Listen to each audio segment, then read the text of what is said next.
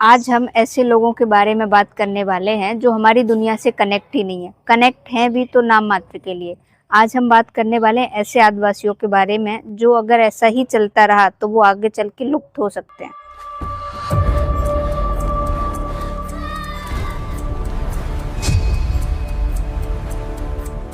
भारत के दक्षिण छोर पर स्थित ग्रेट निकोबार द्वीप, यहीं बन रहा है भारत का सबसे बड़ा इंफ्रास्ट्रक्चर प्रोजेक्ट, जिसका नाम है great Nicobar island development project. आइए जानते हैं इस वीडियो में इस प्रोजेक्ट का इतना महत्व क्या है और इसका इतना विवाद क्यों हो रहा है।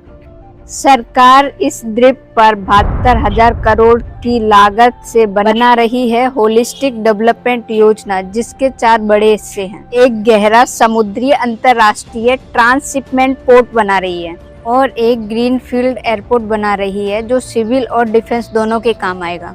एक आधुनिक टाउनशिप और एक इंडस्ट्रियल कॉम्प्लेक्स बना रही है।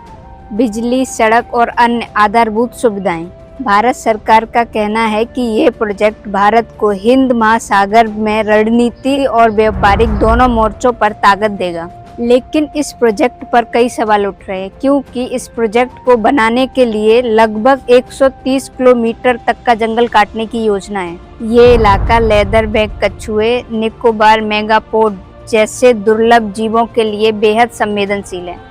यहाँ सोम्पियन और निकोबारी जैसे आदिवासी समूह भी रहते हैं। पर्यावरण प्रेमियों का कहना है इतने बड़े पैमाने के विकास से समुद्री जीवों और आदिवासियों को नुकसान हो सकता है। विपक्ष का कहना है द ग्रेट निकोबार प्रोजेक्ट कोई प्रोजेक्ट नहीं है, इससे आदिवासियों को और दुनिया को बहुत बड़ा नुकसान है। इस प्रोजेक्ट में लगभग 8 लाख से भी ज्यादा पेड़ कटने वाले हैं, ऐसा सरकार का आंकड़ा है। लेकिन भाई अगर हम दूसरी तरफ देखने जाएं तो इसमें कम से कम 50 लाख से भी ज्यादा पेड़ कटेंगे और सारे जंगल तबाह हो जाएंगे।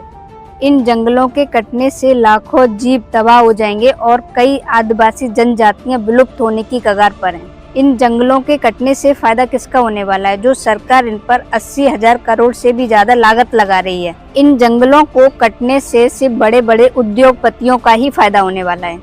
इन बड़े बड़े प्रोजेक्ट से फायदा किसको हो रहा है, जैसे हर्षदेव का जंगल कटा, महाराष्ट्र का जंगल कटा और गुजरात का पारतापी नर्मदा प्रोजेक्ट आ रहा है।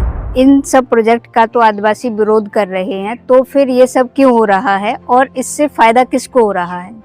इन सब चीजों की कीमत कौन चुका रहा है, आदिवासी, लेकिन फायदा इसका सिर्फ उद्योगपति ले जा रहे हैं। इस निकोबारी प्रोजेक्ट से 2 जनजातियां सबसे ज्यादा इफेक्ट हो रही हैं, जिनमें निकोबारी और सैम्पियन।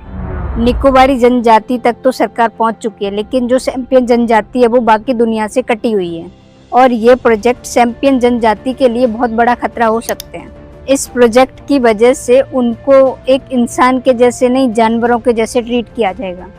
ये सब कुछ उद्योगपतियों को खुश करने के लिए किया जा रहा है। सोनिया गांधी ने कहा है ये आइलैंड भूकंप क्षेत्र में आता है।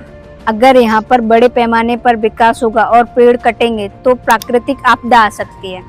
और सोनिया गांधी ने कहा है कि एक गलत प्रोजेक्ट के लिए 72,000 करोड़ जैसी राशि को इन्वेस्ट करना सही नहीं है। बहुत सारे लोग सवाल उठा रहे हैं, सरकार उद्योगपतियों के लिए काम कर रही है या फिर जनता के लिए।